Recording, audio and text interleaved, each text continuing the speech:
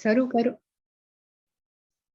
નમો વિતરાગાય, નમો વિતરાગાય, નમો અરિહંતાણમ, નમો અરિહંતાણમ, નમો સિદ્ધાણમ, નમો સિદ્ધાણમ, નમો આયરિયાણમ, નમો આયરિયાણમ, નમો વજ્જાયાણમ, નમો વજ્જાયાણમ, નમો લોય serve સાહુણમ, નમો લોયે સર્વ સાહુણમ, એસો પંચન મુક્કારો, એસો પંચન મુક્કારો, સૌ પાવપણાસણો, સૌ પાવપણાસણો, મંગલાણમ ચ સૌવેસિમ, મંગલાણમ ચ સૌવેસિમ, પડમમ હવૈ મંગલમ.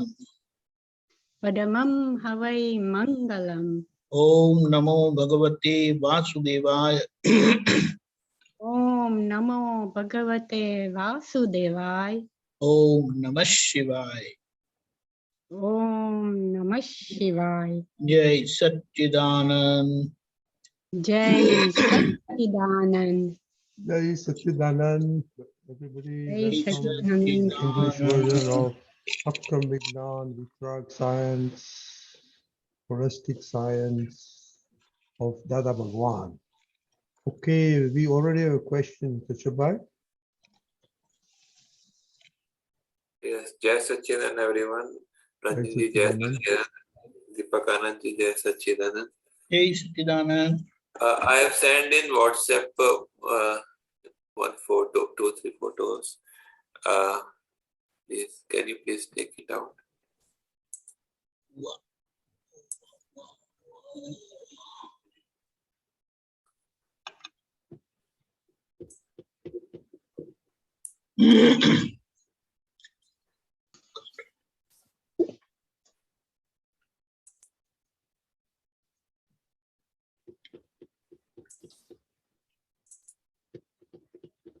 It says અમારી આજ્ઞામાં રહો તો યોગ ક્ષેમ લેવા તૈયાર છે ને આજ્ઞામાં ના રહો તો કઈ લેવા દેવા નહીં.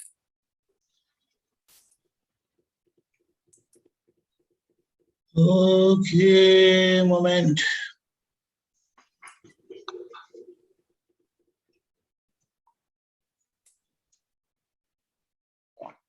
Fine.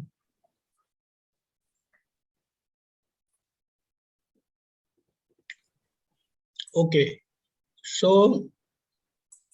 here Dada says, if you remain in my obedience, then I'll take care of all your worldly needs. But if you don't remain in my obedience, then you are on your way. He is free. Kanji, what is the meaning of Yog Shem? Yokshe means on the worldly side, you are taken care. All your worldly needs are taken care. Is it relative or worldly? Relative.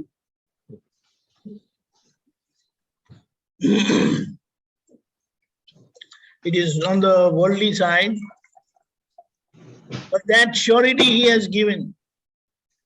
So here we have to understand the importance of remaining in his obedience. It's very important in his agnas, in his precepts.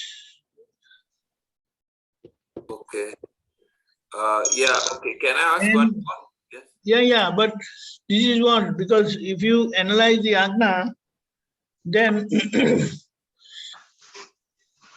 it doesn't allow you to cross any boundaries of non-violence. Deepakanji, what is Agna? Agna is to remain in his, that's what it means, remain in his obedience. You follow him, whatever he has said. Okay. remain, be obedient to him. Now, how Normally does the express- science work that, if we are obedience to him, then our relative or the worldly things will take care of. That's what I was about to say. When you follow his instructions, his precepts, or follow his tenets, then what happened? His tenets, what are his tenets? He has said that these 5 sentences are most fundamental ones, which explains and at the same time takes care of your perfect health, physical, mental, psychological, and spiritual also. And it is not just simple sentences. They are such profound ones with very, very deep meaning. It helps us. Can you briefly explain those 5 for the audience? Yeah. So as he said, first two are giving demarcation between that which is permanent and that which is temporary. Our body self is temporary and our soul self is permanent. So with these 2 viewpoints, the first one is world view and the second one is spiritual view. So spiritually, everyone is soul, pure soul. And world view wise, it has been identified that relative viewpoint. He has given these 2 viewpoints. So he's very nicely, he has uttered this phrase, the world is the puzzle itself. And there are 2 viewpoints to solve this puzzle. One relative, other real. So primarily, only these 2 tenets or these 2 precepts are the first 2. They take care of everything. But because of our limited intelligence and understanding, we are unable to understand the depth of these sentences, these phrases. So he had to elaborate them and he gave the other 3 which further explains the first 2. In the sense, in fact, you can say that the first is relatives viewpoint. You are name bearer, body self, identity. By real viewpoint, you are spiritual being, pure soul.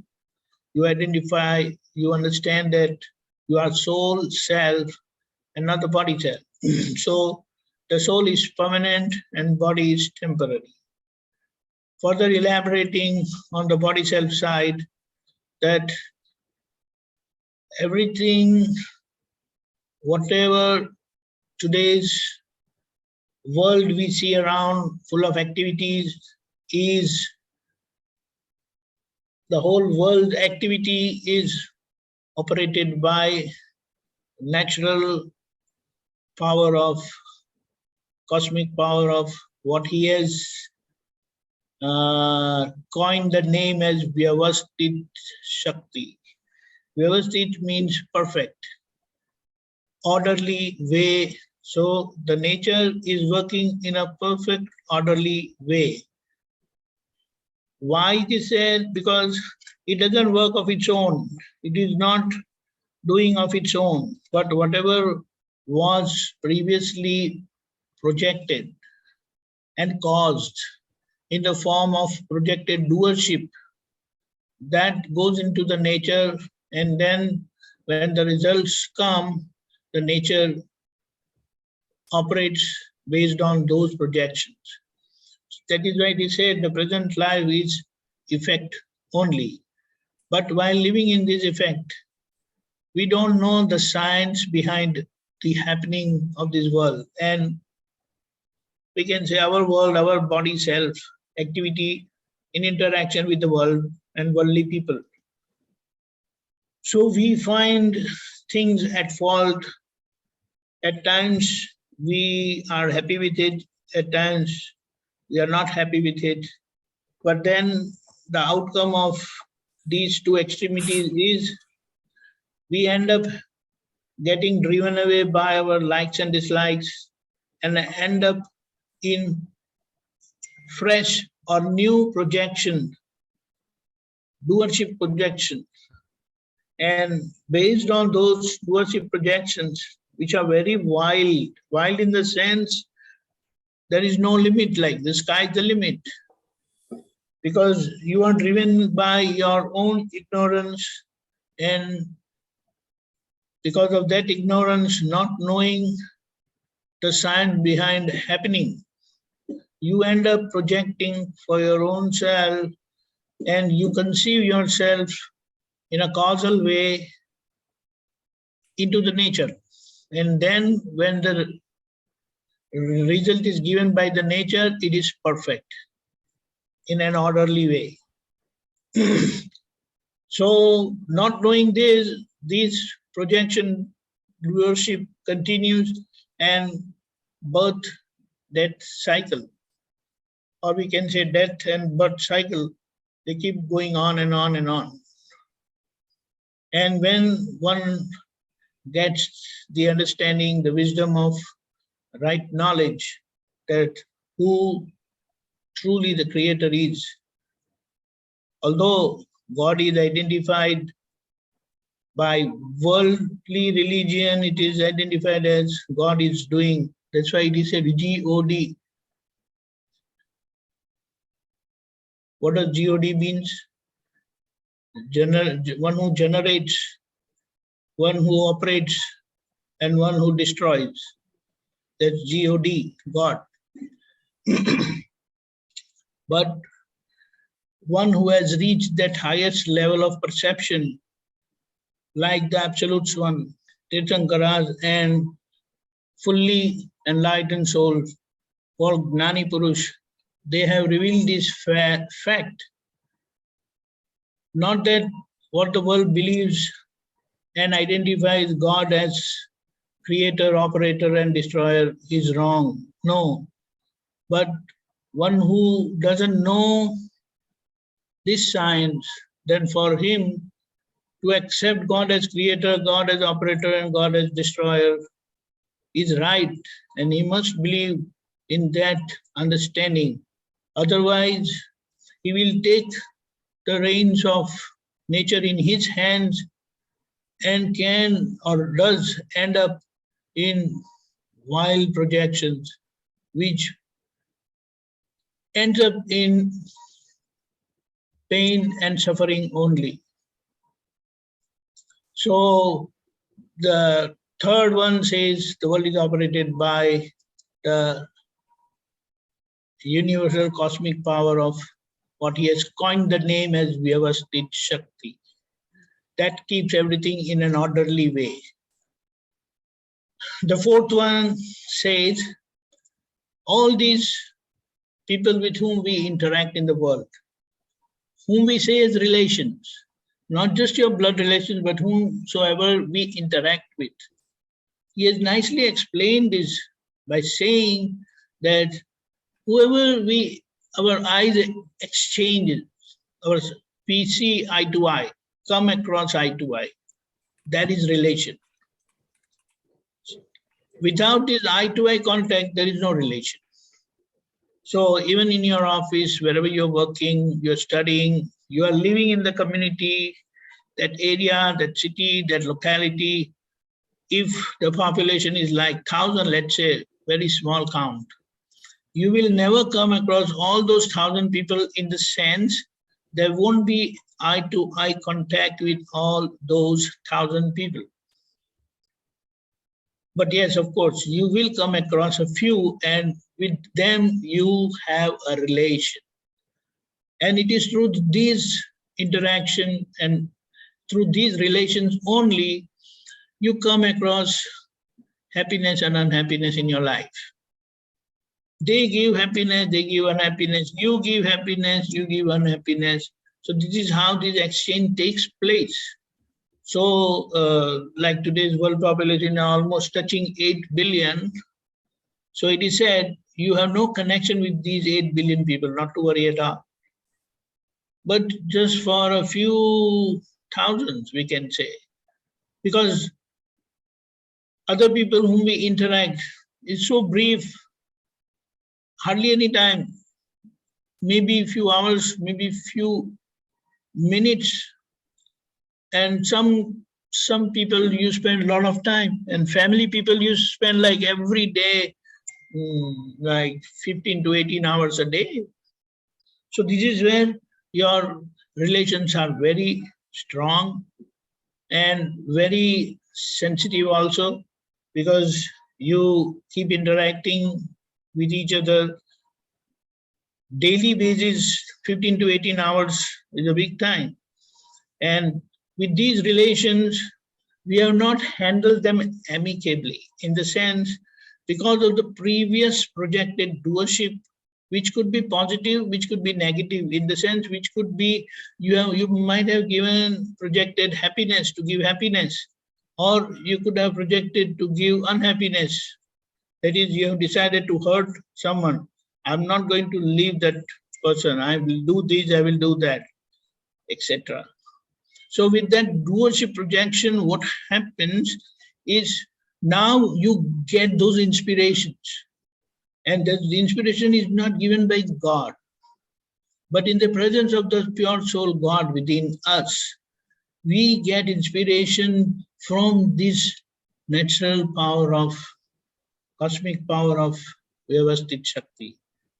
And depending upon that, you will end up doing things in accordance with other circumstantial evidences that you come across, and you end up giving happiness, or you end up giving unhappiness to others. In the same way, you will also get happiness or unhappiness.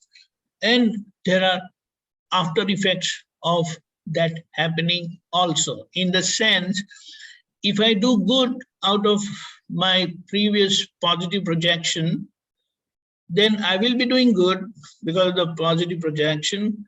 And the result of that, after effect of that good doing or good deed, I get further positive responses from the world.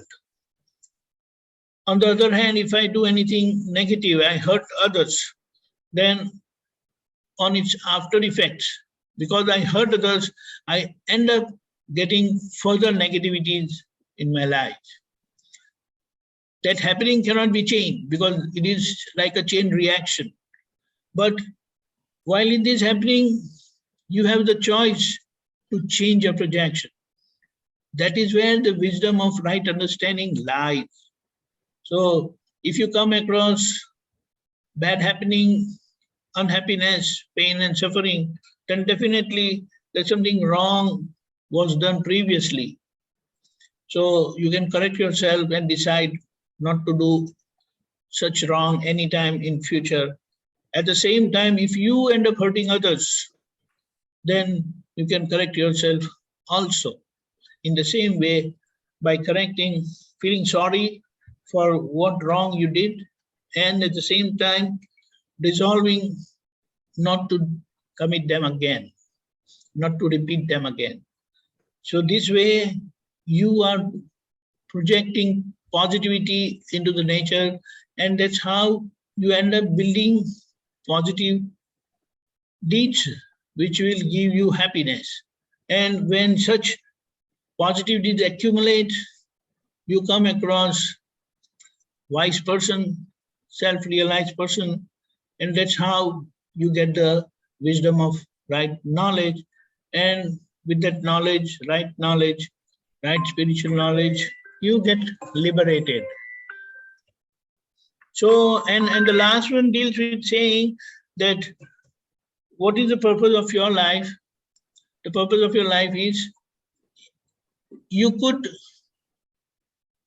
earn credit in the God's account. That is pure soul account. How you can earn credit in the pure soul account is very nicely given when you spend all your free time, because your occupied time with your relations as part of your karmic effects, you live with you live in obedience with the master, the spiritual master, then you are protected. And in all your free time, you further study and try to understand and follow instruction, that is, again, remain obedient to the master. That's how you earn credit in the spiritual account, pure soul account.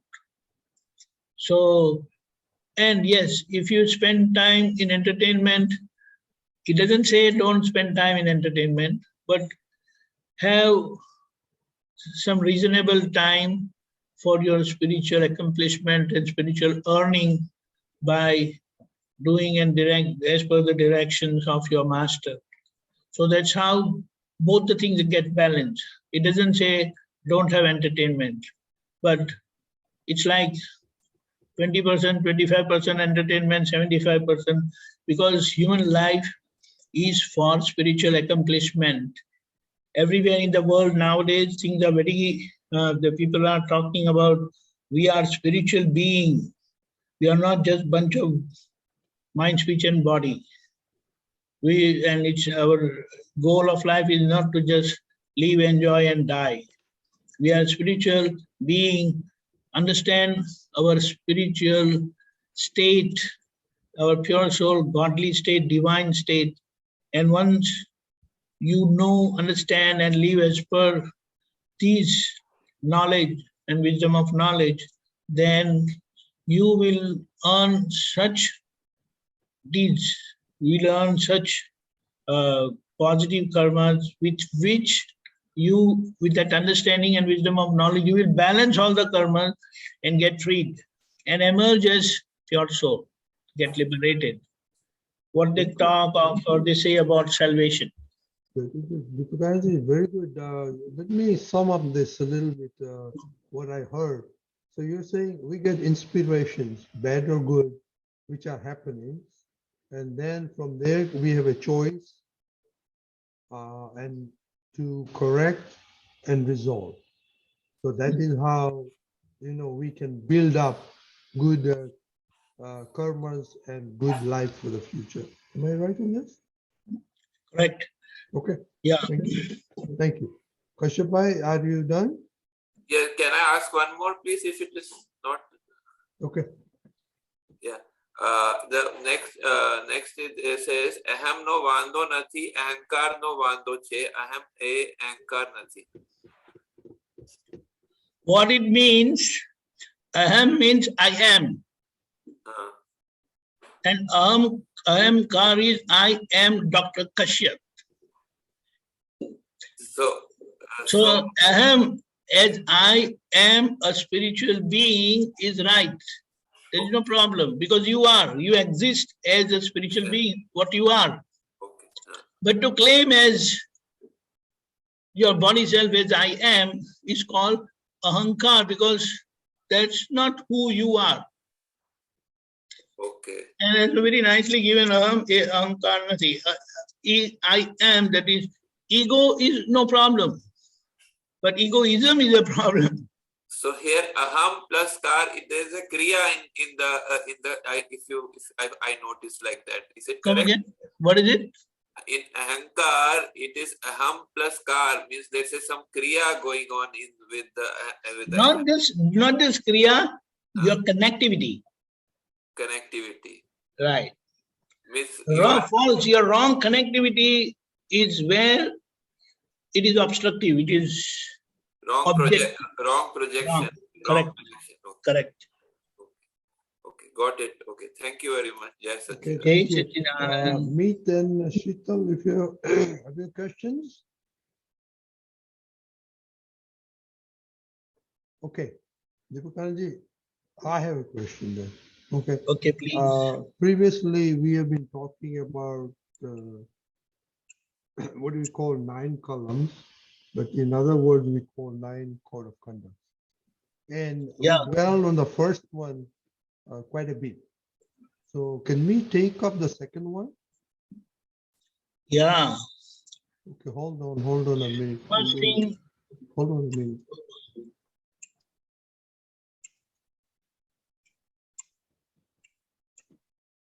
Can you see the, oh.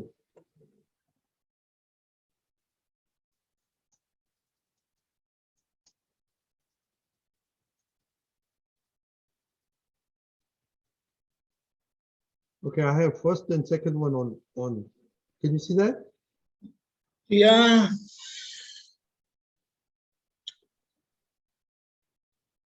So are we going with the second one? Yeah, because I think unless you have something to add to first one, because you've been doing a lot of pratikam Yeah, and okay, so we can samayik. say, right, what we want to say that,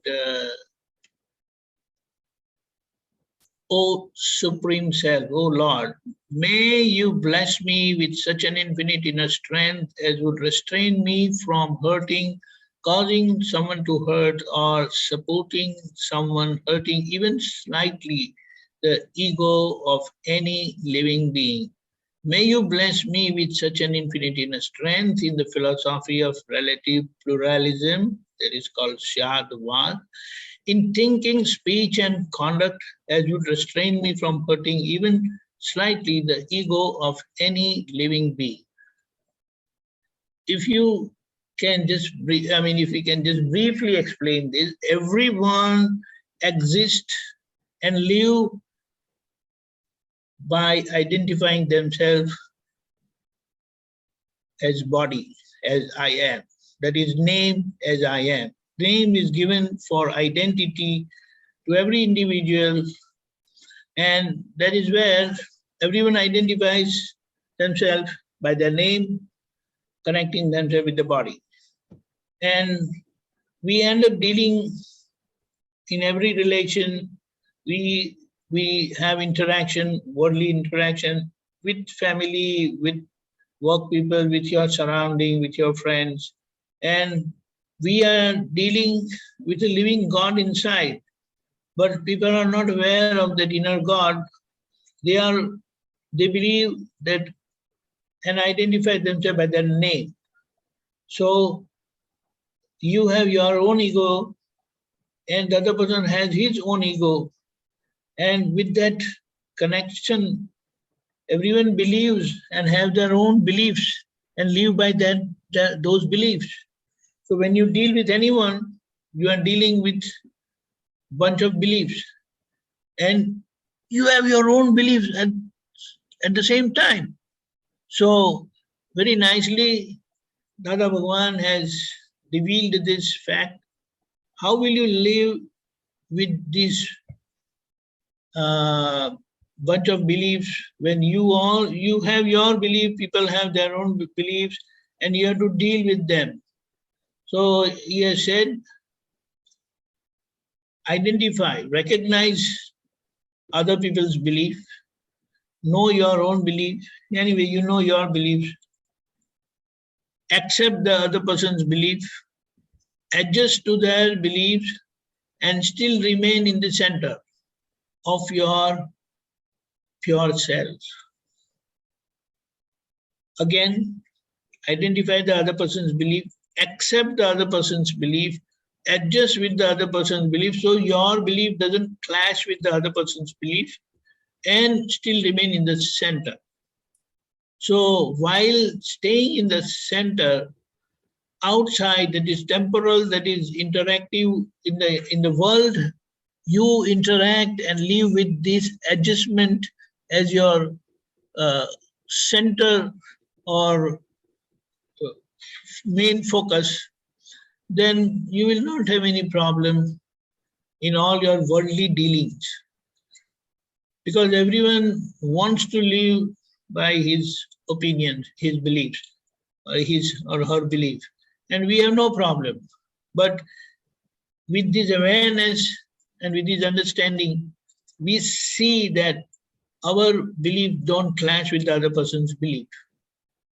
Deepakananji, this word foundation, can you please elaborate on that foundation of any religion? It is Foundation, the same as the foundation means Deepakananji, before we foundation. go to before we go to number 2, you're talking about number 1, but now we have everybody's belief, but we have heard many times the two beliefs in the family, husband, wife, Yes. beliefs clashing, and then we have heard the parents and children, mother and son, mother and daughter clashing. So how do you adjust that viewpoint? See, one thing, like if you are running a business, then you have a bunch of people under you, 10, 15, 20, 200, 2000, whatever is the, depending on the size of your business. And if we just talk about the family business, that is home business, then we have like 3 to 5 people. And if you are not living with harmony, with oneness in the family, it will be a chaos. The reason you spend like 18 hours a day, more or less we can say, 15 to 18 hours a day. Then if you are not living with this adjustment, then you will have so many problems, so much of problems only. And then just imagine what kind of temperament you would be having, what kind of peace of mind you will be having. And imagine everywhere you are, you come across walls. Every home has at least 4 walls. Each room has 4 walls, but it has only one door. Nobody messes around with the wall. They check the door and follow the door, and they get out of the room without hurting themselves. Yeah, but In the same, I want to improve my wife. I want to improve my children. So I have to reinforce my viewpoints from my experience. That is where we are wrong. The reason is, if you want them to follow your viewpoint, your belief, and you want to reinforce your thing into them, then you must first live by those principles and show the importance that how it is beneficial to you and how you are dealing with them. So first you have to win their heart. And when their heart is won, then they will accept whatever you say. But you just want to command and order them, you must follow this, you must follow that. Maybe when they're small, they may do it, but as they grow with their own intellect growing, their own ego also growing, they will always react, they will always oppose your viewpoint. So the best way is first handle heartily with them, deal with them nicely, amicably, win their heart, and once they are on your side, whatever you tell them, they'll do it. Good advice. It is not a simple process, but then it is not impossible also. The reason is it takes a while, but patience is the name of the game, what people say, because nobody can win a gold medal overnight. It's a gradual process, hard work, sincere and what do you say, very time-bound effort. Yeah, you're Not right. just Because, once in a while you do, it's not going to happen. yeah, you're right. Because patience, I think it's what, because we want change in others like this, and we don't want to change. That is right. So it is very important dealing. So once again we come to that wall business in our room, in our home. You never dash with the wall. You see the opening and make your way. In the same way, you don't clash with anybody's viewpoint, but wherever that person has some opening, so you accept his viewpoint, adjust to his viewpoint, and still remain in the center, in the sense your goal of life is spiritual accomplishment, because these interactions have come as karmic account. So you need to settle them. They will end up giving you happiness or suffering, but they are not meant for suffering. They are meant to surpass and learn the lesson of your life, that what was done previously. So you fix all those, come out of all those mistakes, become a perfect person, then you have achieved the spiritual goal. Very good, Deepakananji. Now, Umeshbhai, your question on Code of Conduct 1, or we can go to Code of number 2, Umeshbhai? No, I have an understanding. Swamiji Jai Sachidanand, Swamiji Jai Sachidanand. Jai Sachidanand. I have an understanding to clear in the similar context in which Swamiji is speaking. So can I ask it now? Sure, sure. Okay, thank you. Swamiji, while you were making us understand this, something clicked with me. So I'm just checking my understanding. And if any fine-tuning is required, please do that. Apart from flexibility, adaptability, and patience, and all these things, I realized just now that two things are also simultaneously required, which is quite in line with what you are speaking. One is not to work, whether one is in the family or at workplace, from a win-lose paradigm. And two, now this is very difficult most of the times. Two, one should be ready to lose for the sake of the larger gain. It is like you might lose a couple of battles, doesn't matter, but you win the war. So this readiness to lose should be there when there is confrontation of beliefs, the readiness to pull back and then let the other person give some space and time to understand things the way the person wants to understand. Am I correct in my understanding? I will just further elaborate this. This losing part is like this losing part, the losing aspect, what you said, is not like losing, but it is like for a better or a higher gain. Yes, very right. You lose less and gain more. Yes, you lose less and gain more. That is the goal, or that is the idea. So, but finally, your business is on the profit side only. Yeah. That's all. If you lose more and gain less, then you are a loser. Yes. This is the pragmatic side of it. And the end result is our relation should not break, or the relation should not become strained. The strained relation is going to come back one way or the other. You cannot get away unless it is settled amicably.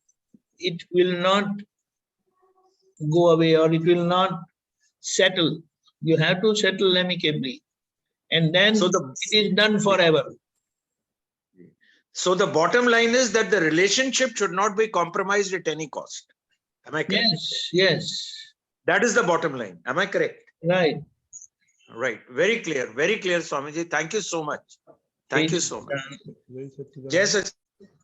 Okay. So Deepakananji, now on the second. We can go on the second one now. I think Okay. first one is very nicely cleared up.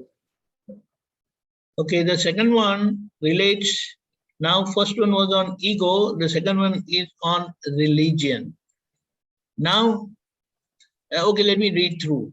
O Supreme Self, O Lord, may you bless me with such an infinite inner strength so as not to hurt, neither cause anyone to hurt, nor support someone hurting even to the slightest extent the foundation or viewpoint of any religion or faith. May you bless me with such an infinite inner strength in the philosophy of relative pluralism, Syadvad, in speech, conduct, and thinking, as would restrain me from hurting anyone of religious viewpoint or beliefs. So, foundation, what Dr. Kashyap said, asked rather. So it is like it is given the viewpoint, the founding principle on which the religion is there, or religion exists, or religion works. The most fundamental and the most common of all is you don't want to hurt anyone. So based on this centralized goal of happiness, basically, so that everyone follows and abide by the tenets of his religion, the goal is you want to be happy. And if you are giving unhappiness, then you cannot get happiness. That is the basic goal of every religion, and rather that is goal of everyone's existence. Everyone is living because of gaining happiness only. That is the goal.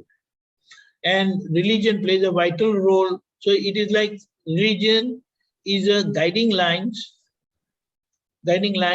for everyone to live in that particular way based on the religious, the home or the religious family where he is born, and naturally he gets that and understands that religion and follows that religion. So there is nothing wrong in following any religion, whichever religion you are born in. But whether you are born in any of the worldly religion, a bunch of them, it is not important. But because you are born in that religion, naturally you are going to follow that religion. So that is perfect. You follow that religion. Now, no religion is meant to clash with each other. So the idea is we live in such a way that you don't anywhere hurt, even to the slightest extent, foundation or viewpoint of any religion. You can't say that other religion is wrong, because everyone's religion, there is nothing wrong. But when you cross those principles of your religion, that itself where you are going wrong. So if you are following any religion too, and sincerely following those tenets, you will never have any problem. There will not be any problem with other religion, because no religion leaves any space for fighting or differences. The first and the second Agna, they are the conduct are not two different statements said in different same statements said in different ways.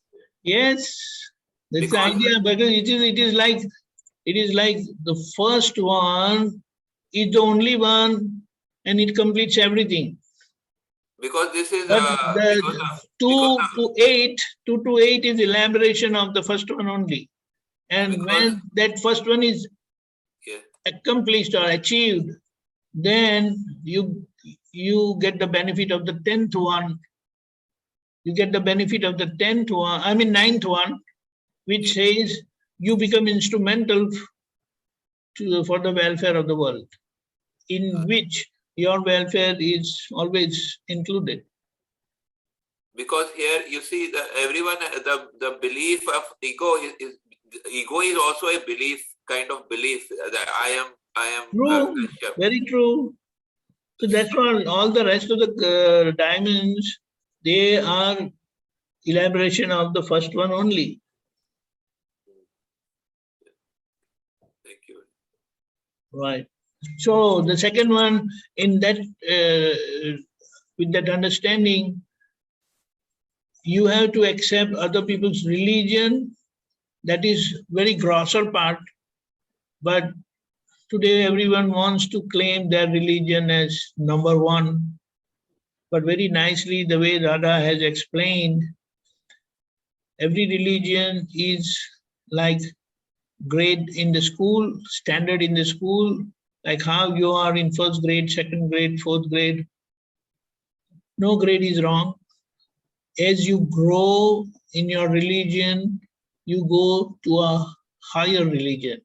And that higher religion is not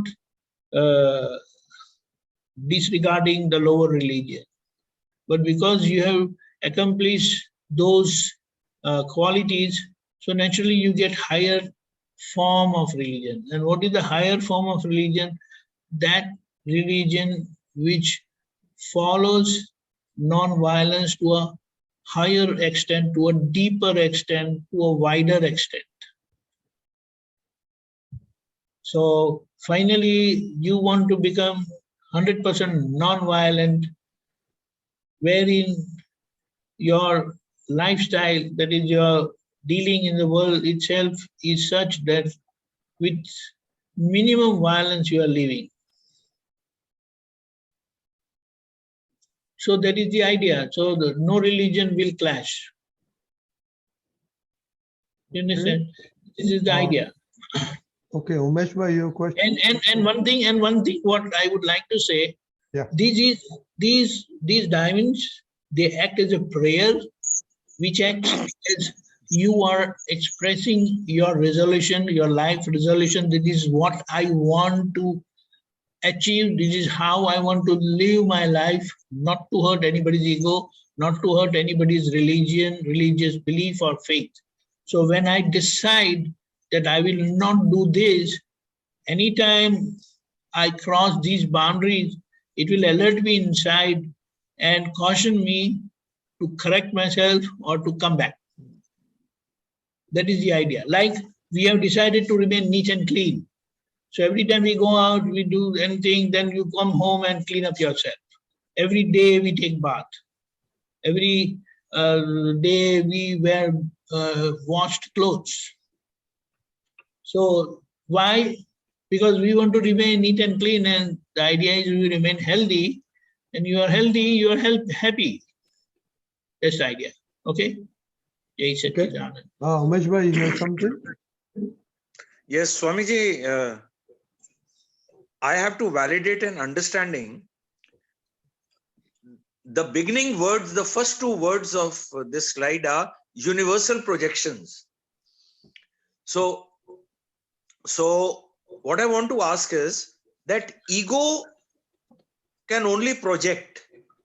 So when this ego is making prayers, ego is actually unconditioning and reconditioning itself so that it is purified in the process over a period of time. Am I correct? Right. Thank you so much. Thank you so much, Swamiji. Very clear. From negative, violent ego, your ego becomes positive, non-violent ego, and finally it gets eliminated. And it finally, crosses the positive part also, and you leave the ego aside. Swamiji, when you say eliminated, does it get really eliminated, or it just gets into a pure form? No. It gets eliminated. It gets eliminated because then it doesn't remain at all. It doesn't remain at all. Okay. Till it is there, it is there as negative, then you end up suffering. When you become positive, you end up living blissfully. Not really blissfully, with happiness. And when you get totally free from egoism, that is where you enjoy and experience bliss. So that means process-wise, the negative ego with prayers becomes first a positive and then it eliminates itself. It goes on a self-destruct mode. Correct. That's true. Self-destruct mode. Right. Thank you so much, Swamiji. Pranam, Swamiji. Jai Sachidanand. Jai Sachidanand. Jai Sachidanand, Rajni ji. Jai Sachidanand, right? Okay. You want to say some more, Deepakananji, or I have a question? No, if you, I mean, see, so we have to surpass the worldly religion in the sense you live and accept and live with total adjustment with everyone, and that's how when you live with that, then you come inside and you live with your body self and your soul self. In the sense, you don't meddle with the body self, that is, what is it called, the relative, because you remain and live as real in the sense you keep perceiving what the relative does.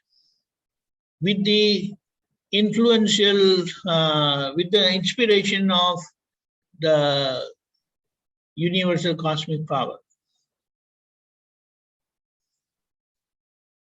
Because when you are freed from all the vices, what remains is your normal lifespan, which doesn't obstruct your knowledge light.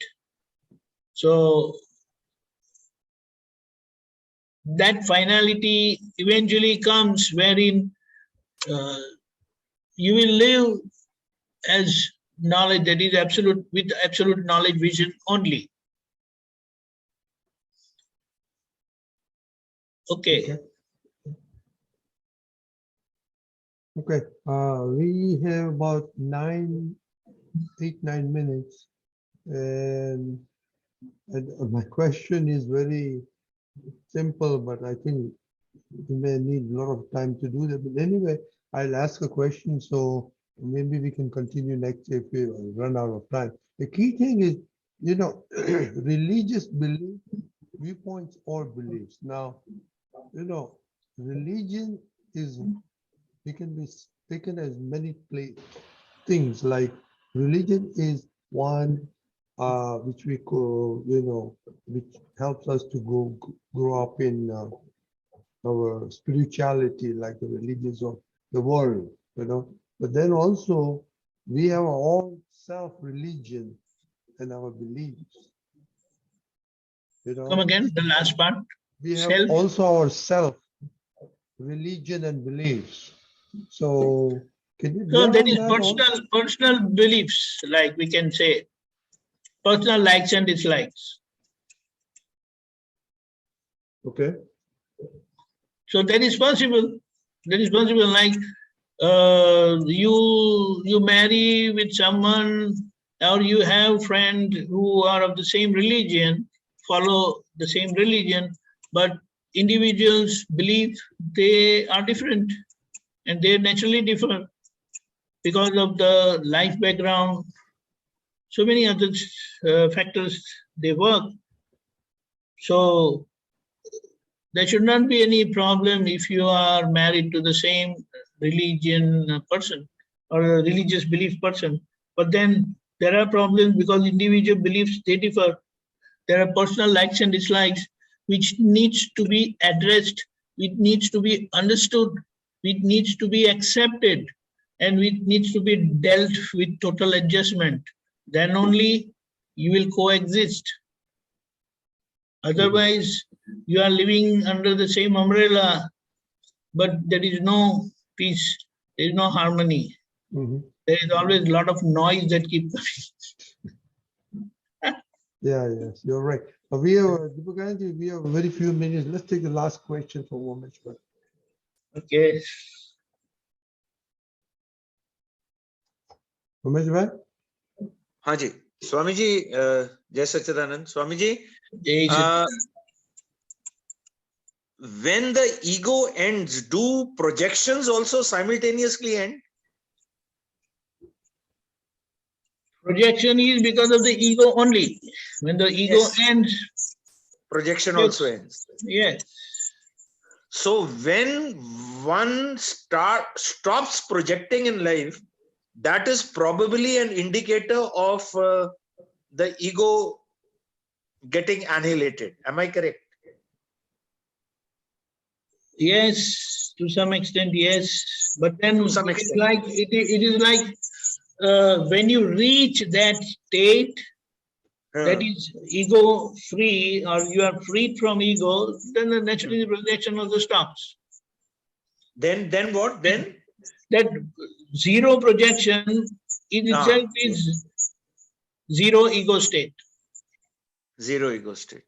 Thank you. Thank you, Swamiji. Jai Sachidanand, Swamiji. Okay, But- I think we Deepika, you to say something or we can. Just 1 minute, just 1 minute. So it is like that ego, like the absolutes, Tirthankara. We feel they have reached the finality, Ji. but they say this is not my finality. Mhm. We feel absolute knowledge is finality, but no. The finality is to get liberated as pure Yes, soul. Very So- right. Very right. So like we say, Namo Arihantanam. So what do they say? What do they have to say? They are already Arihant. They have, Very right. they have Very freed themselves totally. They are in Very absolute knowledge. But no, that body is still there. So what do they contemplate, or who do they worship? Namo Siddhanam. Namo Siddha. Okay. Because that is finality. But we have to contemplate Namo Arihantanam, because unless and until we have his darshan, his one-to-one sight, we don't meet them personally, then that last layer of obstruction cannot get eliminated. Beautiful. For us to reach that absolute state of knowledge, that perfection, Thank and you. open our experience. Thank you. Okay. Yeah. That's right. Thank you so much, Swamiji. Thank you. I was in a state of bliss, Rajniji. Today's satsang was Thank you.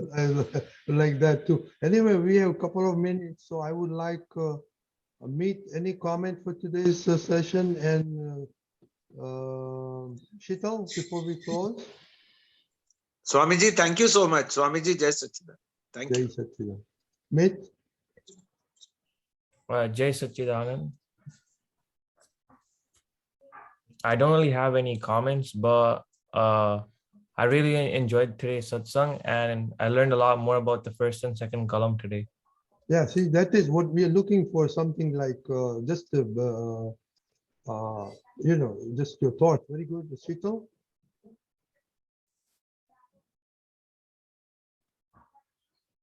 Jai Sachidanand. Yeah, one thing that struck to me is in the very beginning of the satsang, Deepakanandji said, everybody lives by different beliefs. And so first we understand their beliefs, then we accept them, and then we adjust to them. I think we always get into I'm right, they're wrong, but that's not the way to deal. Still remain in the center. Still remain in the center. Okay, I forgot that one. Right. That is important. Most important. So, yes. Shital, I'm going to put you on the spot for the next week. See how much you remain in center during the week, you and me. We can talk about it next week. Okay, Share your observation. So remain in the center means what though? Explain to me so that I could Remain in your pure soul state.